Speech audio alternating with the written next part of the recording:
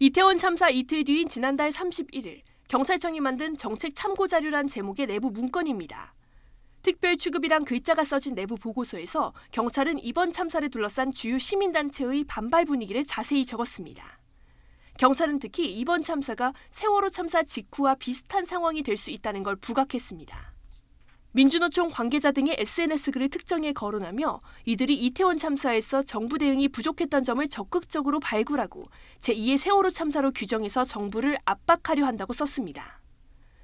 또 세월호 참사 때 박근혜 전 대통령의 이른바 7시간 행적이 논란이 됐던 것처럼 이번에도 윤석열 대통령의 지시사항을 군초 단위로 확인하려는 시도가 이어질 거라고도 내다봤습니다. 경찰은 보고서에서 이태원 참사가 촛불 집회 혹은 정권 퇴진 운동으로 이어질 수 있다고 전망하기도 했습니다. 또 언론이 정부 책임론을 부각하는 보도량을 대폭 늘렸다며 부정적인 여론 확산을 막기 위해 국민 성금을 모으는 방안을 검토하자고 했습니다. 경찰청은 정보국이 작성한 문건이 맞다고 인정했지만 합법적 활동 범위라고 해명했습니다.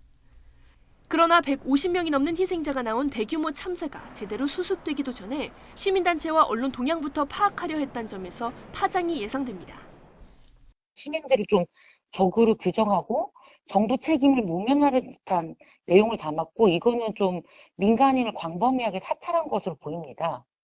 이태원 참사를 둘러싼 국가기관의 대응 방식이 세월호 참사 때와 판박이란 지적도 나옵니다.